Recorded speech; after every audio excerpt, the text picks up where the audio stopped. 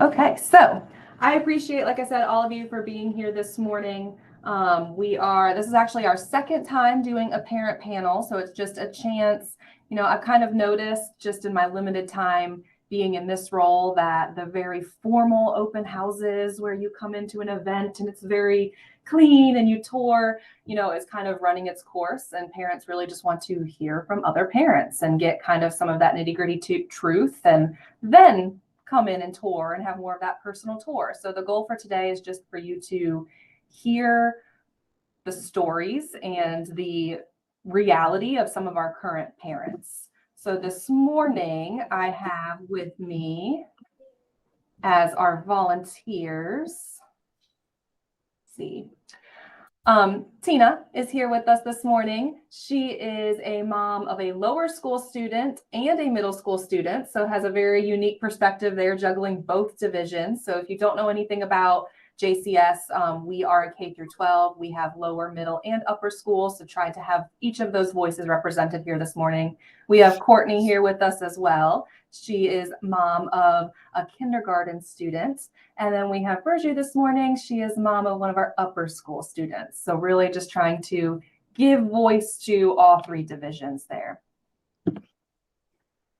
So I thought we'd start off fairly easy, just kind of providing a brief introduction. And my parent volunteers, if you did this last time, each of you don't have to answer every single question. If each of you have something to share for every single question, that is fine too. This is very kind of just an informal sharing your thoughts and feelings, but I did want each of you to just share a brief introduction to your child and kind of your story with JCS, how long you've been here, just kind of that brief introduction. So whoever wants to volunteer to get started.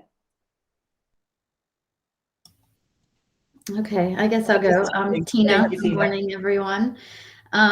So my older son was the first one to come to JCS. He started in second grade, and he just did not fit in the box at public school. It was not for him. He's very, very ADHD. So he has the inattentive, the hyper, the impulsive, all of the things that made him look like a badly behaved child in a public school classroom. So we were very relieved. I could see his shoulders kind of relax when he first started at Crosland. It just felt more understanding, where he's allowed to stand up next to his desk, as long as he's not disrupting others' learning. There's not only recess, but there's a break at a separate time. I mean, he's allowed more movement time. The teachers seem patient with his verbal impulsivity. Clearly, more is expected of him in middle school now, which is, something he's adjusting to, but that's life, right? He gets older, he's supposed to do better.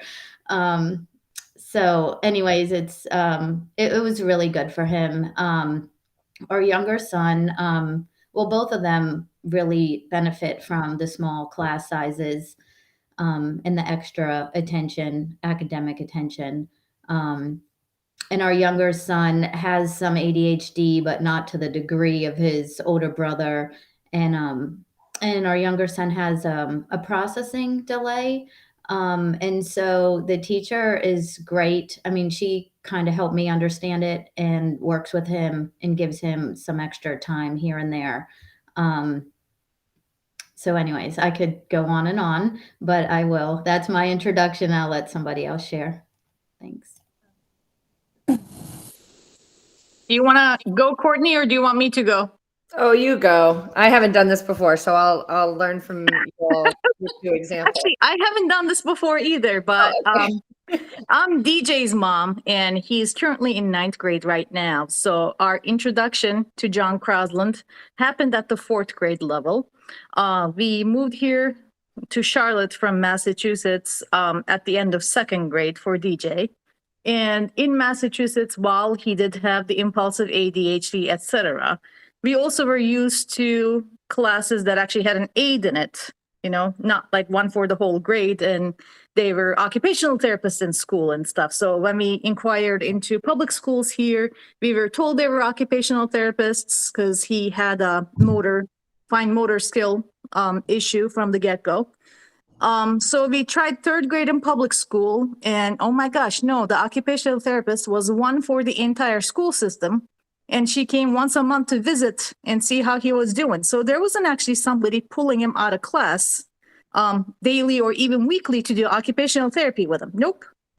And it was very clear that, he had been going to OT since age 4 because he couldn't write, he couldn't cut, he couldn't do, and those things were very frustrating for him. So the public school solved that by putting him in a group with kids who were not academically performing well. But on the other hand, my son was academically performing well. Now he was bored. So you put an impulsive ADHD kid in a classroom where he's bored. I'll let you fill in the blanks as to what can go wrong. So when we got to John Crosland, it was a fresh breath of air. First of all, there was no bullying, which was something we got introduced to. Apparently, third grade is when certain kids grow out of certain things like superheroes, Star Wars, etc. And my son was still very much into them. And he got picked on at public school for not being cool enough. So there was no bullying in John Crosland. That was actually the first thing he told us after he did his trial visit, that the kids were so nice and the teachers were so nice. And he was getting F's in public school because not that he wrote a word wrong, but the teacher couldn't decode his handwriting. And all those extra accommodations were given to him when we entered 4th grade. And all of a sudden we had a kid who was performing at the top of the class. And actually John Crosland went a step further for us. So they said like, okay, in math, he's actually ahead. So we're going to put him in a class with 5th graders. We're not going to tell him who it is or that he's in the 5th grade class. We don't do that. We're just going to tell him he has math with Miss such and such, but it's a 5th grade level. So the boredom was taken out of school. The accommodations that stopped him from being able to perform were filled in. And overall, it was just a much relaxed environment. So of course, we didn't learn from any of this, and we decided to pull him for 7th grade just to try a bigger school. And we came begging at the beginning of 8th grade, 3 weeks into the school year, to please take him back. Because apparently bullying isn't over in 7th grade. We just learned that the hard way. So we're back now and we're here to stay. And in upper school, he's got a totally different, there's definitely more responsibility. And he's learning to step up, There is a lot of cool things too, though. They get to do cool things that, my other kids have never done before. This year, they did do a field trip away from us with just some brave teachers, which was amazing. And he was so excited about the whole thing. So they do cool experiments, get to do field trips. Master class period is probably his favorite. That's John Crosland's way of doing a little bit of electives right after January break, where they get to try out a variety of different classes. And it's a good intro to back to school because it's not like it's really a fun way to learn. And it's not like this exam homework due right away when you get back. So that's what I'm going to say. Thank you. And I think it's interesting because we'll go from hearing a 9th grade perspective to a kindergarten perspective. So it's so funny that Bourgeois said that because my son Ridge is in kindergarten, and he just started not at the beginning of the year, actually a couple months into the school year, which was lovely because we had tried another school that we knew immediately was not working at all. And so I was actually willing to pull him out. I was at the point of willing to homeschool him and just bring him out because I didn't feel like it was a good atmosphere at all. But even at age 3 in preschool, he was bored, and because he was bored and he had already learned all of his shapes, but the teacher didn't understand that. And they were studying circles for the entire month of February. He was off doing his own thing. And therefore it was just a disconnect, even in the preschool level. And that was right around the diagnosed with, what would it be? Level 1 autism and level 2 autism in the repetitive behaviors. And from a social perspective, he's more mild, but he's level 2 in the repeat behaviors and habits. Pulled him out of regular church preschool and found a program for children with different special needs. And that one just kind of ran its course. I think the teachers there said, we can't teach him because he was just all over the place. And to their credit, we had yet to diagnose him with severe ADHD or, find medication that worked. So it was a big trial period just because we're just now starting on this journey. And then magically everything kind of came together where we found medication that was working better for him. And even though we were just in this really rough spot at the beginning of the school year, I had already done research on Crosland, and he had taken a tour earlier in 2022, but in the spring. And Carrie called and said, would you be interested in coming back? And I said, absolutely. We'll be there tomorrow. And it's literally like Ridge has woken up and we've found the kid who we knew we had. And to go within 2 months from somebody saying, I can't teach him, or he's out of control, to he's in classes, he's reading at a 1st or 2nd grade level, he's doing double-digit borrowing math, he can sit still and listen. At the same time, though, I will say, as a kindergartner, I'll hear stories where he's jumping off the walls or sliding down on his stomach in the hallway, but the teachers and the students even are just not fazed by it. They understand that kind of thing happens. And if he needs to take a break, he takes a break. We do a lot of therapy at home, and his teacher aligns with the therapist. We communicate daily over email with Miss McKinney and share stories of what's working and what's not. So we're able to implement things at home that she'll write and say, listen to what worked today. And really he's gone from, he's just the kid that we knew we had. And his problems have gone from being a complete distraction and obstacle to him learning to absolutely not an obstacle at all. Almost, the other kids, even the older kids, I presented at Career Day last week, and the older kids were like, oh, you're Ridge's mom? Yeah, he's wild. So everybody knows Ridge in the school, and at least in the lower school. But he fits right in. I feel like each kid, and I've gotten to know a lot of the lower school kids, and they're all just fascinating kids, and they've all got their interesting quirks, but their focuses and they all just kind of fit together in this perfect little puzzle. It's just been a game changer for us, and it's only been 8 months. So I can only imagine what the next 11 years are going to bring. Thank you. So I'll be honest, you guys had beautiful introductions and may have covered some of these questions. So we may kind of skip ahead and things like that, because, I also have some what would you change questions? So this isn't just sing praises, because there's always things like that. So I want to make sure we're kind of covering that aspect.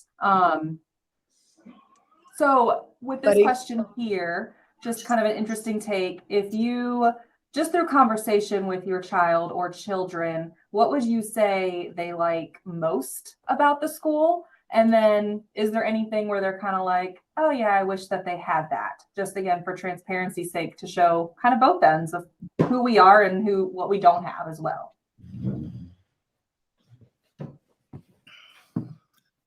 I can go first because mine's real quick. Go for it. Ridge is too young to really say what he would change. And I don't have any complaints.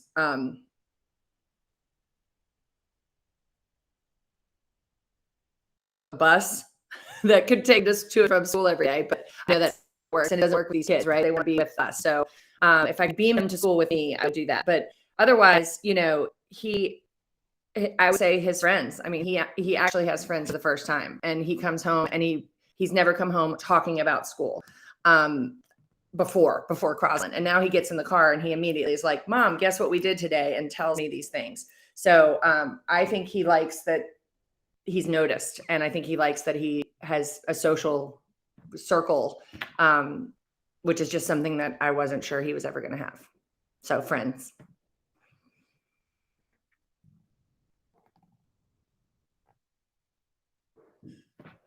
Tina, if I All right, had to will I guess, go next? Oh, go ahead. No, the best thing so far is friends and teachers. There are some teachers that DJ definitely clicks super well with, and he's not only looking forward to, well, he's not really looking forward to class time. Let's leave it that way. But he's looking forward to getting their feedback on current events, looking at them to understand like what they think of, this or that, or even past events. Like when they're studying history and they find out something has happened, he looks forward to getting the teacher's point of view and actually getting engaged in a discussion, which is in many schools, definitely our experience even has been like, it is what it is. You take it, memorize it, spit it back to me. And this is actually a discussion. What he would change, probably location, because the drive is the drive. It is what it is. But also, I think he loves it the way it is. He just sometimes wishes there were a few more amenities that would have come with a larger, school. But that hopefully will happen in time. We won't be there for it. I can echo what everybody has shared. Our younger son, and I didn't say this, but both of our kids started when they were in their second grade year. And our younger son was not as social as his older brother at all. And the one teacher that teaches SEL, which is social emotional learning, she would do social skills classes after school once a week. And Eli has done those for months and months. And, I called it his after school class and he calls it his groupie thing. And I mean, there's a whole group of kids, his peers, his age, and, some grades above him, some grades below him, but, it's fun for him. I didn't say you need to go learn better social skills and how to make friends or whatever. I didn't say that, but he has fun doing it and it's helped him. He's doing much better socially. And so I don't know if he would say that that's something he likes, but as a parent, that's been very helpful. And I could, go along with what Burju said about the amenities. Maybe it would be great to have a gym at the school, but to be honest, my boys don't really say that. As athletic as my older son is, the school does a great job of using the space that they have outside and inside.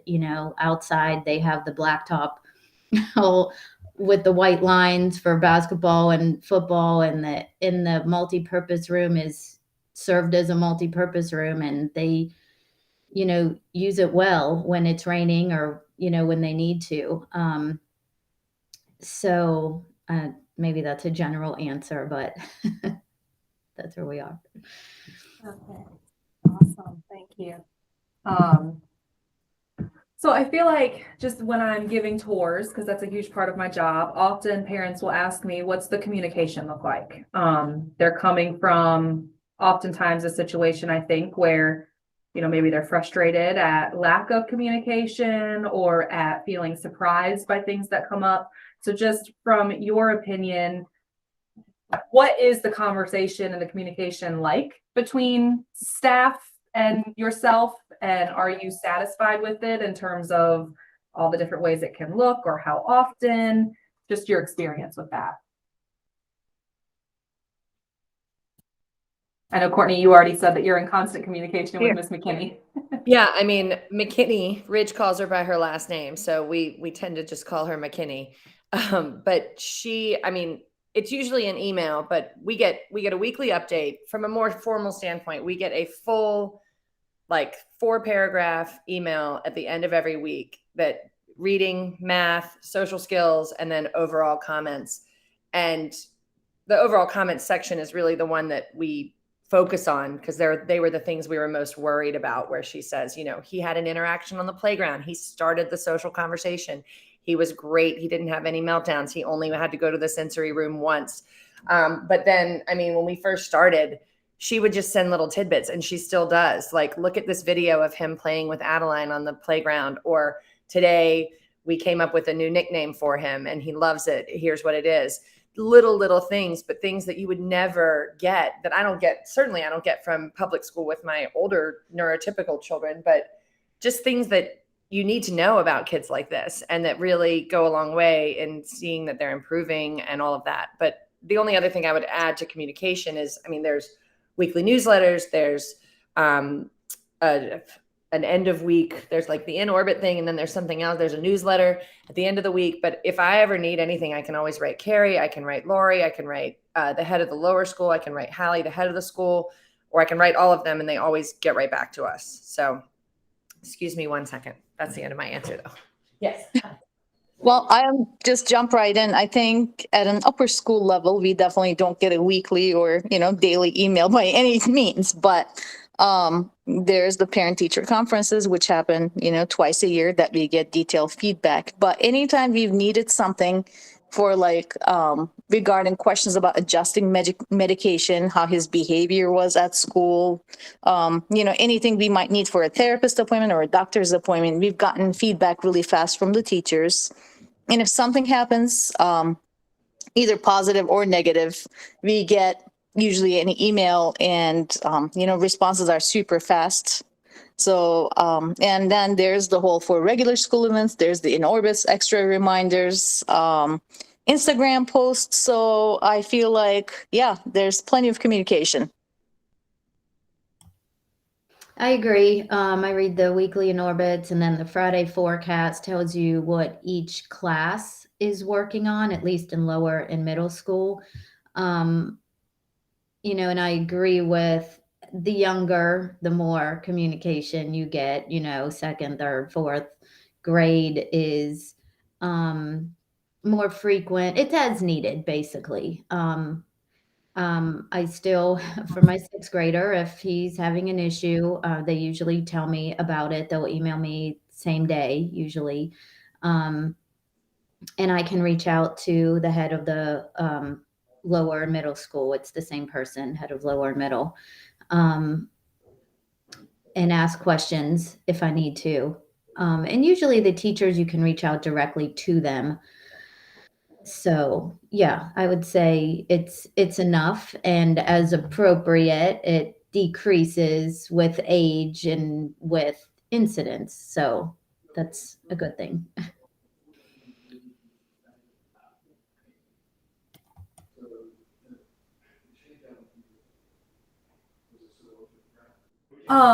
So we definitely, I know I have some very involved parents volunteering here this morning with us. So, your answers may look a little bit different, but often a question that I get, I think sometimes there's this idea that if you're at a private school or some kind, that there's requirements of parent involvement. So kind of, how do you feel about the school asking you to be involved? Does it ask you? Do you feel welcome? All the different aspects of kind of your perspective as a parent involved in our school.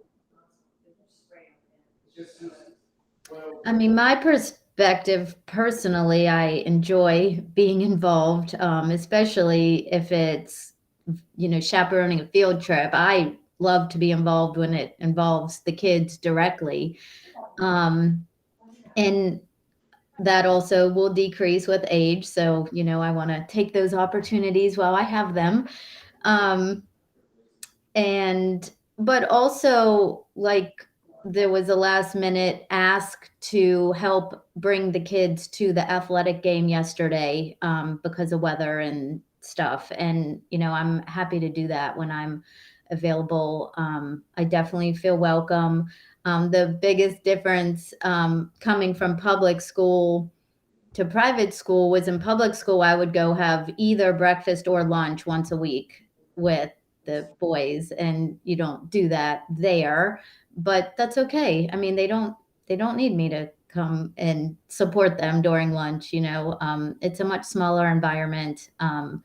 We still send in donuts or cookies for their birthday, but I'm not the one standing there at lunch handing them out, and that's okay too.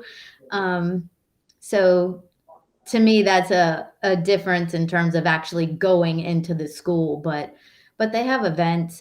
We try to do, it's called Join Us January, where you can join your child's first period class and see what goes on in there.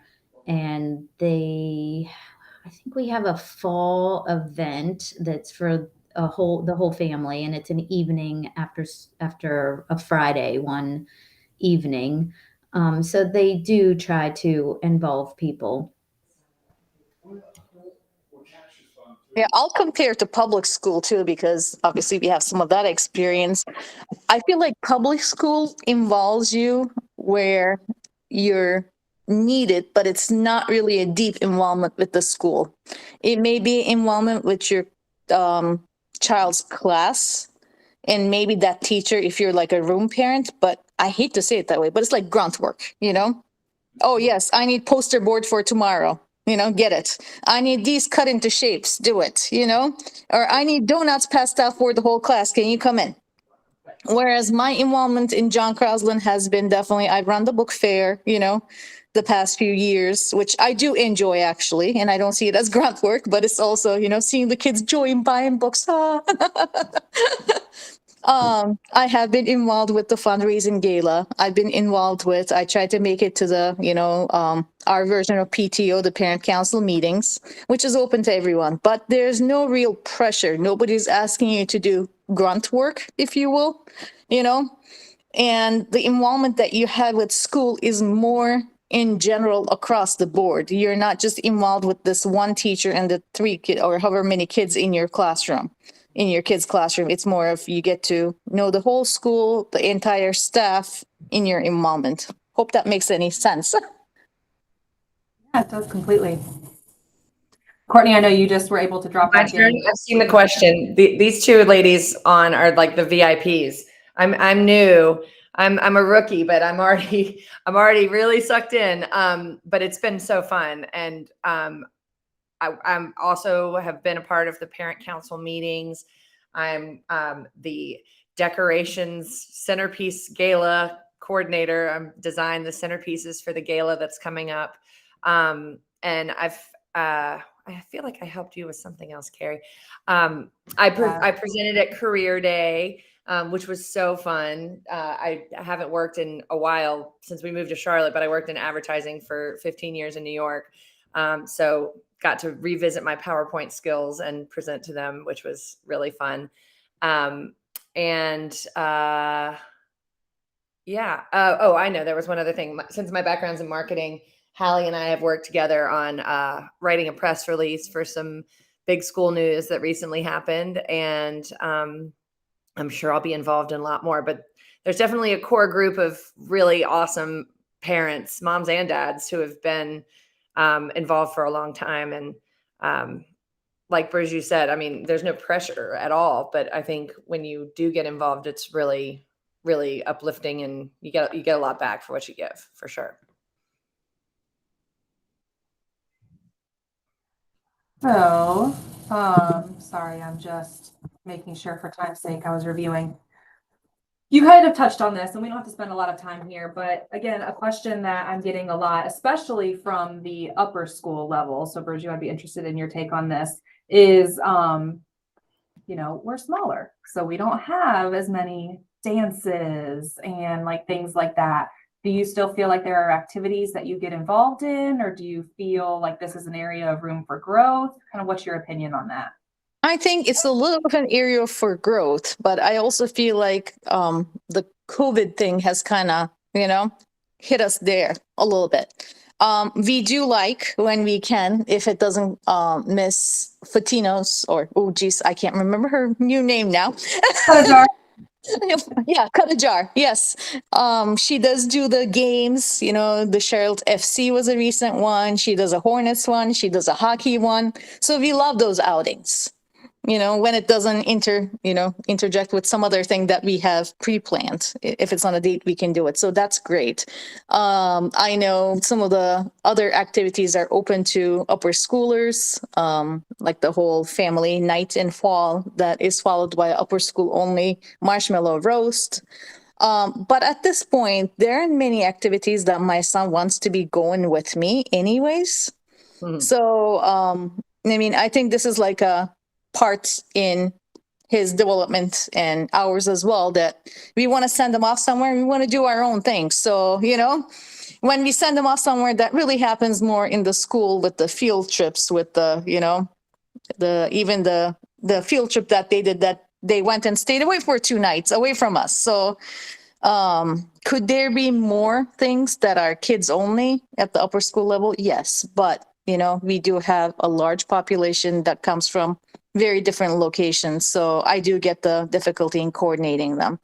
There are definitely some other things that we look forward to, like field day is one that, all the kids are super excited about.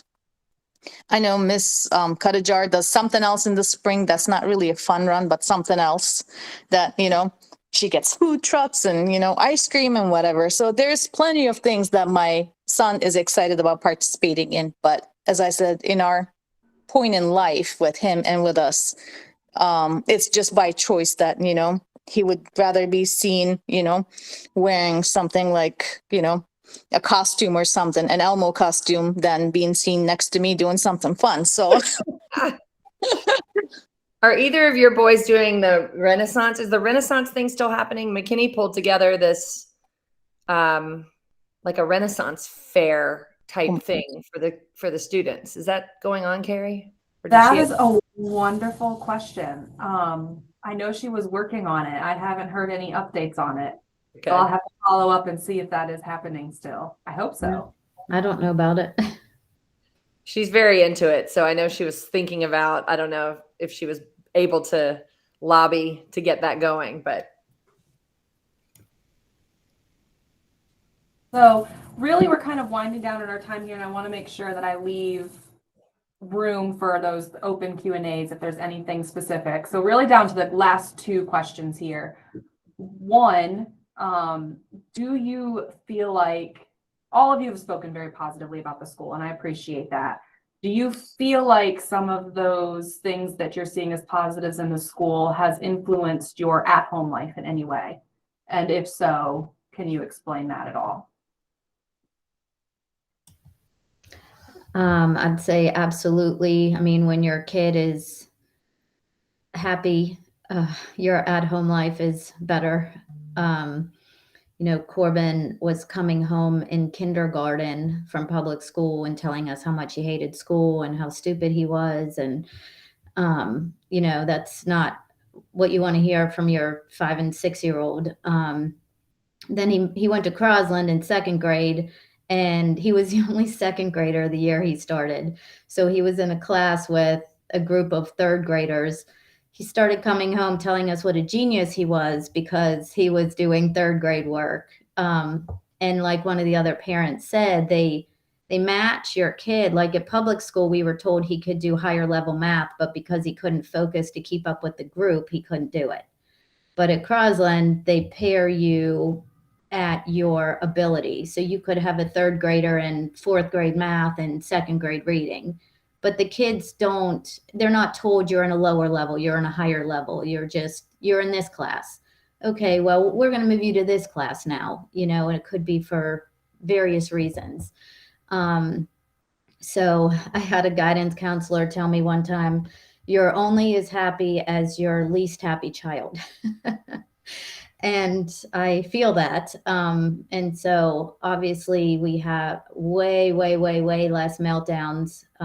Obviously kindergarten year was horrible for that particular child at that place. But, it's yes, emotionally things are much better. Mental health for all of us. I mean, yeah, so. Same for us. I mean, game changer and instantaneous. It was literally day 1, day 2. Even I think on his he had a little 2-day trial and he came home already talking about school. So, I mean, just, it was like we found our home, done. And then, and also, like I said, the communication between us and the teachers and learning, sending things into school so that they're mimicking what our therapists are doing, just giving him that uniform consistency of the language we use. And, I've laminated cards and sent them in and she uses them so that he can say, I need a break, or he can do this or do that. We're doing it in all places. So I think he feels like he's got his team and he knows that. And also he knows he's a kid. He knows that he can't pull one over on his teacher or pull one over on me at home because we're all on a team together. So I think he's just gotten more confident, but also better behaved. And I just think he feels safe and he feels known by everybody. I agree with all of the above. Particularly, obviously, confidence is an immediate boost in terms of, I can do this. I'm not stupid. I'm not, it's just how my school was. At an upper school level, I also will say I love the fact that if they have a big project, a lot of it is done at school. So that lessens the need for how much parent involvement is needed at schoolwork. For schoolwork at home, which I absolutely love. I have no desire at this point in my life to do a project, which the one year that we pulled him out to a different school, even though he supposedly had accommodations there and was supposed to be treated like a kid who had a permanently broken hand, one of the homework projects he got was to replicate a piece of Renaissance art. I'm like, my kid who can't trace, draw, cut, you want him to do what? So I ended up doing that homework. You the Last Supper. I think I replicated what is the one that's on the ceiling of the, whatever. Sistine Chapel, the touching of the fingers. I replicated that one. Yes. Good thing I'm good at art. Oh, and I got a 60 for it, by the way. So I was totally pissed after. But anyhow, that's my one huge positive about, I don't have to sit here, do homework. If he doesn't do his homework, the consequence happens at school and teachers catch him up however they need to. But it's a huge relief for me as a parent because I do not look forward to that struggle, that fight. Oh, that's a great story. Yeah, I would just say the word self-esteem. I know we've said the word confidence, but self-esteem comes into play when they feel like they're in the right place, matched more appropriately with their skills. So really, this is my last guided question here. And it's not very guided, to be honest. It's the most open-ended question that's happened so far. But some of you were just recently, like Courtney, you were just in the shoes of looking for a school. Some of you have been with us for a while, and it might take your brain a little minute to kind of jog back to when you were looking for the best fit. But if you were to tell somebody who is kind of searching for that school that's going to feel like home and be the best fit, is there anything else you would want to say to them? And I know that was I made that really heavy. I have something, like, go with your gut. If you don't feel like the school you're at is right, it's not right. Like we got misled a couple times with, there are people out there they know there's a need for this and they're trying to start a business, or they think they've got the right attitude or the right, I'll just say this one school we went to said we are trained, and they required that every student in the school have a therapist there with their child all day long. And we were like, isn't that what you guys are here to do? So we had to pay out of pocket, figure this out and scramble to get somebody there. And, I just said, guys, if he's having a tough time, can you just give him a squeeze? And 3 people went, oh, I'm not comfortable doing that. And in that moment, I was like, I'm going to take him home right now and never come back. And I didn't, but you kind of go, I'm helpless. Where else can I go? But I definitely would say, like, if you don't get a good vibe from a place, don't just keep looking, because I think, and this is less about what's great about Crosland, except for all we've gotten are good vibes, but just trust your gut on if it just doesn't feel 100%, I'd say. I think that's good advice. I like that Crosland does the student visit.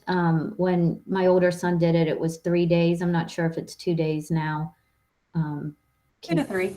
We do a little of both.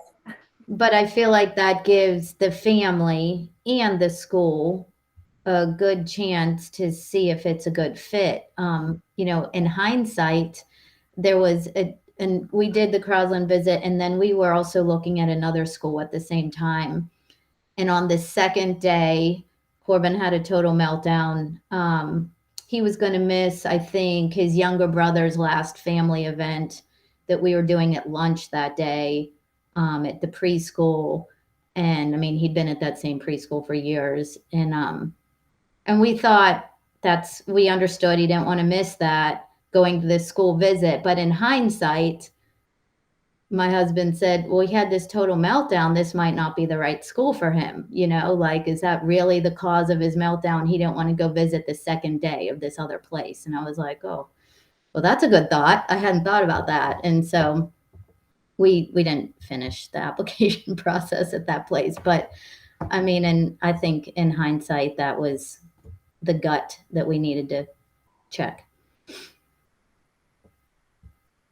I don't have anything else to add, just saying I agree with all of you. I think we have been there a while now where, you know, I'd like to actually hear the questions and not assume. All right, so at this time, I am going to, well, first in the recording, I want to just say thank you to those who joined as prospective families learning more and those who volunteered and shared your story. I really appreciate that.